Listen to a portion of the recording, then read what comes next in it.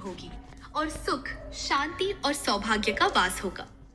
एक छोटी सी विनती है मेरी आप सबसे, इस कथा को बीच में अधूरा मत छोड़िएगा, क्योंकि जब कथा पूरी होती है तभी उसका फल और कृपा भी पूर्ण होती है। तो आइए बहनों, भक्ति भाव से मुस्कुराते हुए मन को एकाग्र कीजिए और इस पावन कथा को बड़े प्यार से शुरू से अंत तक सुनिए। बहनों, बहुत पुरानी बात है। हिमालय की श्वेत चोटियों पर राजा हिमवान और रानी मैना का घर था।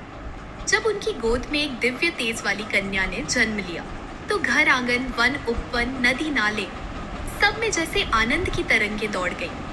उस कन्या का नाम रखा गया पार्वती। बचपन से ही पार्वती के स्वभाव में विनय, करुणा, सरलता और भक्ति जैसे गुण खिल उठे थे। वे फूलों से शिवलिंग का पूजन करती, जल चढ़ाती और मन ही मन एक ही संकल्प दोहराती कि वे जन्म जन्मांतर केवल भगवान शंकर को ही पति रूप में चाहेंगी। समय के साथ कन्या युवती हुई, पर मन की दिशा नहीं बदली। जितना संसार का वैभव उन्हें बुलाता, उतना ही वे भीतर से शांत होकर कहती, मेरे लिए तो भगवान शंभु ही सर्वस्व है। जब कन्या योग्य हुई तो माता पिता ने स्वभावतः उत्तम वर के विचार किए। रानी मैना का हृदय माँ की ही तरह चिंता से भर जाता। शिव तो महायोगी हैं, विरक्त हैं, भस्म विभूषित हैं, गले में सर्प, जटाओं में गंगा, मस्तक पर चंद्र। ऐसे तपस्वी के साथ गृहस्थ जीवन कैसे सकेगा। वे पार्वती को समझाती कि वे किसी राजकुमार को वर रूप में स्वीकार करें जो रत्न मंडित राजमहलों में रहता हो। मगर पार्वती की दृष्टि भीतर की ज्योति पर थी। वे नम्रता से माँ की बात सुनती, पर संकल्प से हिलती नहीं। इसी समय देवर्षि नारद पधारे। उन्होंने राजप्रासाद में पार्वती का हस्तरेखा दर्शन किया और शांत स्वर में कहा, राजन देवी, इस कन्या की रेखाओं में जो योग है वह एक ही नाम पुकारता है, महादेव। यह विवाह पूर्व नियत है। हिमवान का मन हल्का हुआ, पर मैना का मातृचित्त अब भी आशंकित रहा। वे चाहती थी कि बेटी का जीवन राजसी सुखों में बीते। कन्या ने यह सब सुना तो उसके मन में दृढ़ निर्णय अंकुरित हुआ। उसने सोचा, यदि मेरे प्रिय संकल्प को संसार नहीं समझता तो मैं अपनी भक्ति का प्रमाण दूंगी। एक शुभ प्रातः, जब पर्वत की शिखरों से सूर्योदय का सोना टपक रहा था, पार्वती अपनी 2-4 विश्वासिनी सखियों के संग नर्म कदमों से राजमहल से निकल पड़ी। सखियों ने उन्हें घर से हर लिया, चुपचाप प्रेम से, और वे सब मिलकर वन के उस शांत एकांत में पहुंच गईं, जहां न मानव का कोलाहल था, न इच्छाओं का तूफान। यही हर और तालिका छुतत सखी दोनों मिलकर इस व्रत का नाम बने, हर तालिका। वहां पहुंचकर पार्वती ने तप का व्रत धारण किया। पत्तों पर, फल पर, फिर केवल जल पर और अंत में वायु पर भी वे कई दिन बिताती। रथ हुए बदलती रही। ग्रीष्म की दाह, वर्षा की अनवरत धार, शरद की स्वच्छता, शिशिर की सहरन, पर उनके हृदय का दीपक एक समान जलता रहा, शिव शिव शिव। जंगल की वह तपोभूमि दिन रात झपकी ध्वनि से पुलकित रहती। सखियां भी उनके साथ उपवास करती, पत्तों फूलों से पूजा की वेदी सजाती, नदी तट से स्वच्छ जल लाती और थकन के क्षणों में पार्वती का मन दृढ़ बनाए रखने के लिए भक्ति गीत गाती। कभी कभी वे कहती, सखी, तुम्हारा संकल्प अलौकिक है, अवश्य सफल होगा। पार्वती मुस्कुराकर आंखें मूंद लेती। मेरी प्रणत साधना का एक ही लक्ष्य है, भगवान शंकर का चरण स्पर्श। समय आगे बढ़ा, तब कठोर हुआ, देह क्षीण पर तेज प्रखर। धरती जैसे उस तप की ऊष्मा से स्पंदित होने लगी। देवगण तक आश्चर्य में थे कि ऐसी तपस्या स्त्रीत्व में कैसी उज्जवल हो रही है। उधर कैलाश पर महादेव समाधिस्थ थे। ध्यान की अनाहत निस्तब्धता में जब जब इस कन्या की मनः स्थिति की शुद्ध तरंगे पहुंची तो उनके मन में करुणा और आदर की स्निग्ध धार बह उठी। कहते हैं, एक दिन उन्होंने एक ब्राह्मण रूप धारण किया और तपस्थली के पास पहुंचे। कोमल पर दृढ़ स्वर में बोले, बेटी, तुम जिस योगी के लिए यह कष्ट उठा रही हो, वह भभूत रमाने वाला, श्मशानवासी, नागधारी, औघड़, क्या वह गृहस्थ के योग्य है? क्या तुमने उसके विरक्त स्वरूप पर विचार किया? पार्वती ने शांत नेत्रों से उत्तर दिया, स्वामी, जो दृष्टि केवल बाह्य पर ठहरती है, वह अंत के शिवत्व को कैसे पहचानेगी? मेरे लिए वे महादेव हैं, करुणा के सागर, जग के पिता, योग के अधिपति। उनकी शीतल छाया में मेरा जीवन धन्य होगा। ब्राह्मण रूप में आई वह परीक्षा मुस्कान में पिघल गई। तपोभूमि पर वही तेज एक पल को और उछला हुआ और अगले ही क्षण सामने स्वयं भगवान शंकर खड़े थे। जटाओं में नद नदी का गान, मस्तक पर चंद्र की शीतल रेखा, नेत्रों में अनंत की कृपा। पार्वती के जुड़े हुए हाथ कांपे नहीं, आंखें भीगी अवश्य, पर स्वर डोला नहीं। प्रभु, मेरा विधान आप ही है। महादेव का मन स्निग्ध हो उठा। देवी, तुम्हारी तपस्या ने मुझे बांध लिया है। आज से तुम मेरी अर्धांगिनी, मेरी शक्ति, किंतु विवाह की मर्यादा पूर्ण हो। तुम्हारे माता पिता का स्नेह विधान, वेद मंत्र, कुलाचार, सबके बीच यह मिलन अंकित हो, ऐसा उचित है। पार्वती की सखियां आनंद से पुलकित हुई। संदेश हिमवान मैना तक पहुंचा। पहले संशय, फिर विस्मय और अंततः गर्व और कृतज्ञता। माता पिता का हृदय जैसे अपने ही हाथों से लिखे भाग्य को पढ़ रहा था। विवाह की तैयारी हिमालय शिखरों से लेकर नदियों की पगडंडियों तक फैल गई। मंडप बंधा, वेदियां सजी, दीपकों की लड़ियां बर्फीली हवा में भी कांपी नहीं। शुभ घड़ी आई।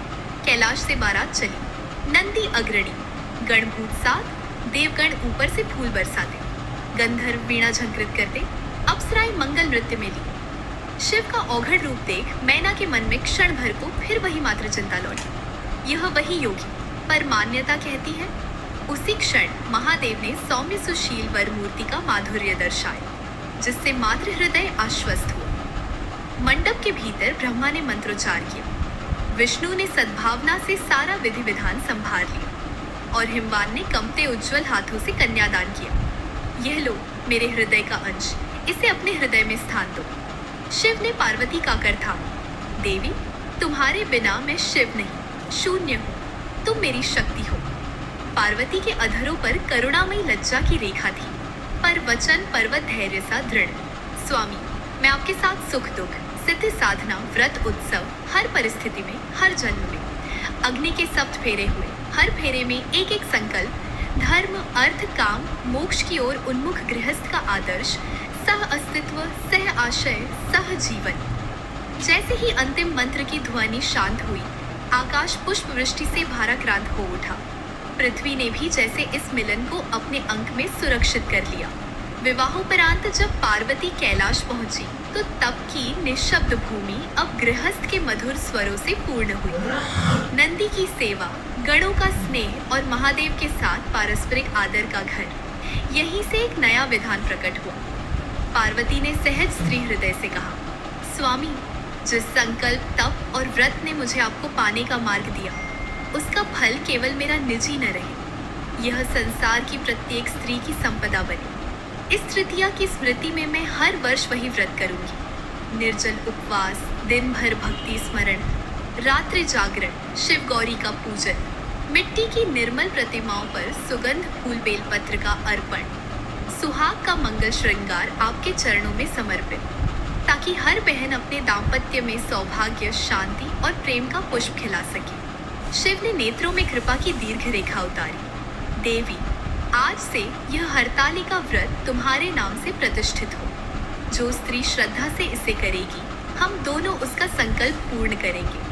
उसके घर में सुख समृद्धि का दीप अनंत काल तक जलेगा। अविवाहित कन्या को मनोवांछित वर और क्लेशग्रस्त गृहस्थ को शांति का वरदान प्राप्त होगा। फिर पार्वती ने अपनी सखियों को एकत्र कर उस व्रत का लोक स्वरूप भी समझाया। यह तब अकेला बैठकर मन की कंटीली राह न बनाए, यह तो सखियों के संग विश्वास का उत्सव बने। वे बोली, तुम सब मिलकर गीत गाओ, झूले झूलो, मेहंदी रचाओ, पर इन सब के भीतर एक ही भाव रहे, भक्ति। श्रृंगार यहाँ बाहरी आभा नहीं, भीतर के सौभाग्य का प्रतीक है। झूला जीवन की लय है, ऊपर नीचे का खेल, पर डोरी हाथ में विश्वास की। रात्रि जागरण केवल जागे रहने का नाम नहीं, यह तो मन को आलस्य से उठाकर स्मरण की रोशनी में बैठा देने का नाम है। जब कीर्तन, कथा श्रवण और उषा के प्रथम प्रकाश में अर्घ्य, प्रार्थना, प्रणाम, यही विधान पीढ़ी दर पीढ़ी बहता गया। गांव नगर की स्त्रियां एक दूसरे के सुहाग का मंगल गाती, कथा सुनती और सुबह गौरी शंकर की प्रतिमाओं पर सिंदूर, अक्षत, पुष्प, जल अर्पित करके अपने संकल्प की डोरी और कस लेती। समय के साथ इस व्रत की महिमा का फलश्रुति रूप फैलता गया। जो व्रती स्त्री इस दिन निर्जल रहकर भी कोमल मुस्कान संजोए रहती है, उसकी यह सहनशीलता ही तप की ज्वाला बनकर क्लेशों को राख कर देती है। जिसका मन अपने पति के मंगल में, परिवार की समृद्धि में और संतति के कल्याण में एकाग्र है, उसे शिव शक्ति की छत्र छाया घेर लेती है। जिसका जीवन अस्थिरताओं से घिरा हो, उसे यह व्रत मन का आधार देता है। भीतर की स्थिरता, बाहर की रोशनी। शास्त्र और लोक स्मरण दिलाते हैं। स्त्री का संकल्प जब धर्म संवत होता है तो देवताओं की कृपा मार्ग बनाती है। और इस कथा का मधुर सार यही है कि तप और प्रेम जब मिलते हैं तो ईश्वर स्वयं मार्ग बनकर साथ साथ चलने लगते हैं। तो सखियों, सोचिए, जब माता पार्वती ने इस तप को पूर्ण कर महादेव को पति रूप में पाया और हरतालिका व्रत की स्थापना की, तो उस दिन से यह व्रत केवल उनका व्यक्तिगत अनुभव नहीं रहा, बल्कि समस्त नारी समाज की धरोहर बन गया। हिमालय की बर्फीली घाटियों से लेकर गांव की पगडंडियों तक यह कथा पीढ़ी दर पीढ़ी गाई जाने लगी। हर स्त्री जब इस व्रत को करती है तो वह अपने भीतर उसी तप की छाया महसूस करती है जो पार्वती जी ने किया था। वह भी निर्जल रहकर श्रृंगार और भक्ति के साथ सखियों संग यह प्रण करती है कि मैं अपने घर के सुख सौभाग्य और अपने पति की लंबी आयु के लिए आज यह कठिन तप कर रही हूँ। जब बहनें मिलकर हरतालिका तीज का व्रत करती है तो रात भर जागरण होता है। कोई गीत गाती है, कोई कथा सुनाती है, कोई दीपक जलाकर शिव गौरी की आरती उतारती है। हर बहन के मन में यही भाव होता है कि जैसे पार्वती ने तप कर महादेव को पाया, वैसे ही हम भी अपने दाम्पत्य जीवन में सुख, शांति और प्रेम पाए। यह केवल एक धार्मिक क्रिया नहीं, बल्कि स्त्री के धैर्य, विश्वास और संकल्प का उत्सव है। कथा के इस चरण में आप कल्पना कीजिए, वन की नीरवता में सखियां हाथों में दीप लिए खड़ी हैं। उनके गीतों की गूंज आसमान तक पहुंचती है और उस ज्योति में हर स्त्री का मन यह कहता है, मेरी भी प्रार्थना भगवान तक पहुंचे, मेरा भी संकल्प सफल हो। कहते हैं जो स्त्री हरतालिका व्रत को पूर्ण श्रद्धा से करती है, उसे 2 विशेष वरदान मिलते हैं। पहला, उसका दाम्पत्य जीवन अखंड सौभाग्य से भरा रहता है, पति की आयु लंबी होती है और घर आंगन में मंगल छाया रहता है। दूसरा, यदि कोई अविवाहित कन्या इस व्रत को करती है तो उसे अपने मनचाहे वर की प्राप्ति होती है। लोक मान्यताओं में यहाँ तक कहा गया है कि यह व्रत स्त्री को जीवन भर साहस, विश्वास और सुख देता है, क्योंकि इसमें केवल बाहरी उपवास नहीं, बल्कि भीतर का धैर्य और प्रेम भी जागृत होता है। बहनों, अब मैं आपको हरितालिका तीज से जुड़ी एक ऐसी कथा सुनाने जा रही हूँ जो बहुत ही प्राचीन समय की है।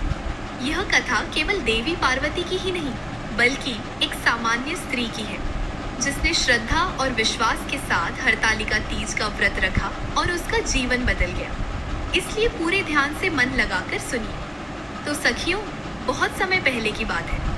एक छोटे से गांव में सावित्री नाम की एक स्त्री रहती थी। सावित्री का जीवन साधारण था।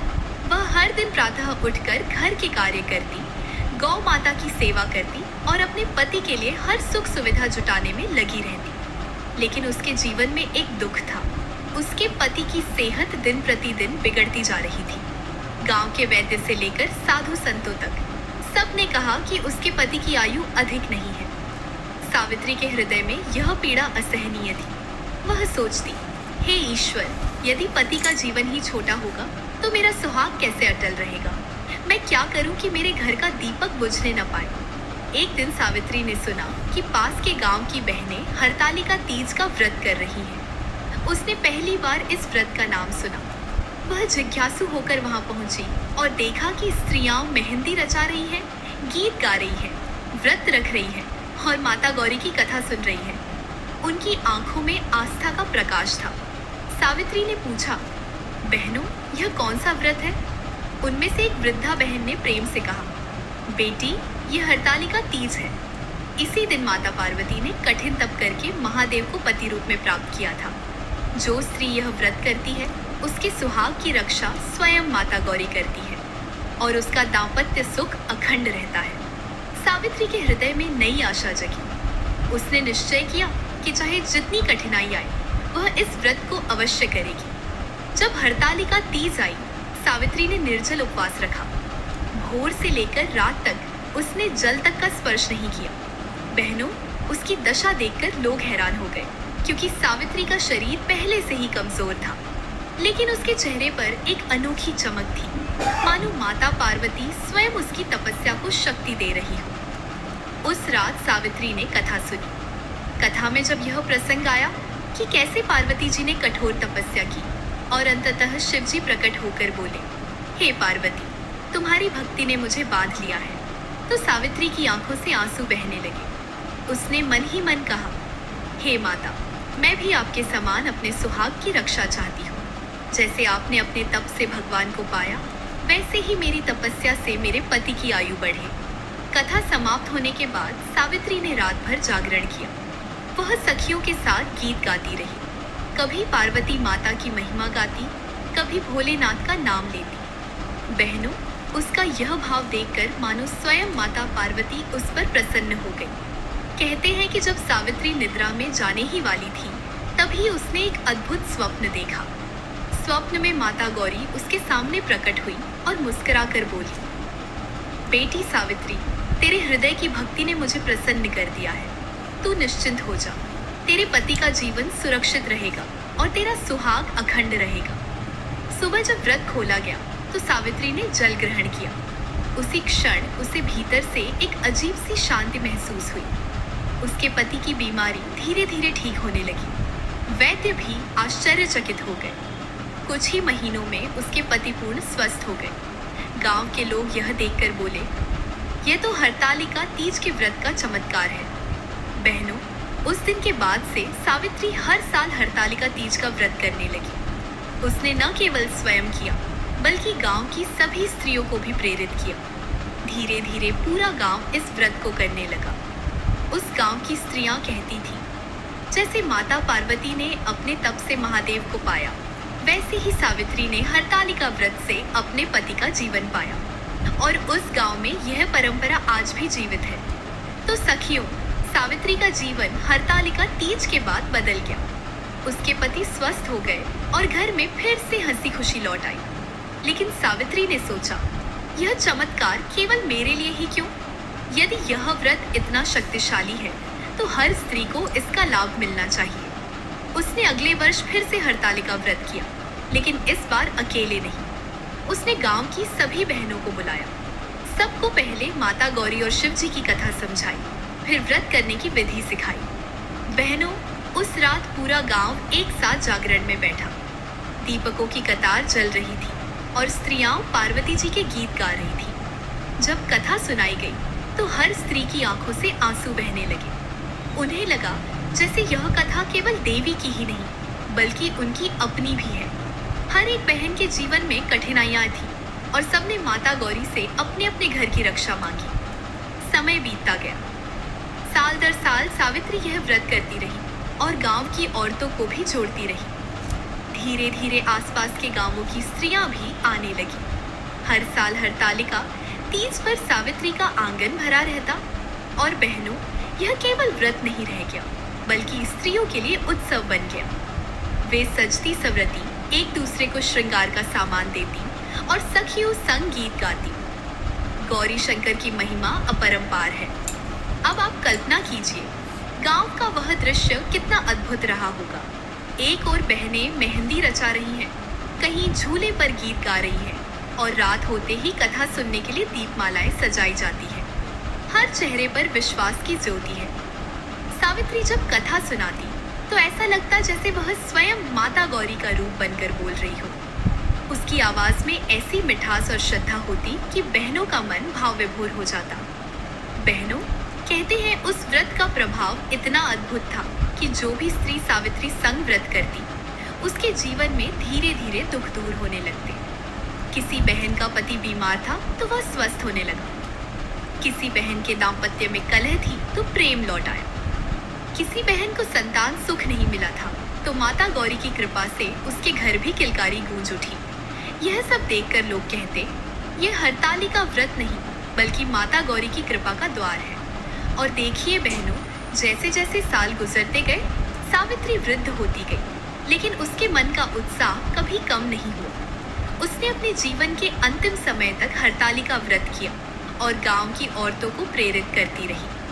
कहते हैं जब उसकी मृत्यु का समय आया तो उसने मुस्कुराकर कहा, माता गौरी ने मेरा सुहाग अखंड रखा, मेरे परिवार में सुख शांति थी, अब मैं निश्चिंत होकर जा रही हूँ। और आश्चर्य की बात यह है कि उसके पति उसकी मृत्यु के बाद भी कई वर्षों तक जीवित रहे और वे हमेशा कहते, मेरे जीवन की डोर सावित्री की भक्ति से जुड़ी हुई थी। तो सखियों, सावित्री तो अपने जीवन काल में ही गांव-गांव तक हरतालिका तीज का महत्व पहुंचा चुकी थी, लेकिन जब वह इस संसार से विदा हुई तब भी उसकी भक्ति की गूंज मिट न सकी। उसकी बेटियां और पोतियां उसी परंपरा को लेकर आगे बढ़ी। वे याद करती कि किस तरह उनकी माँ और दादी सावित्री हर साल कितने प्रेम और श्रद्धा से यह व्रत करती थी।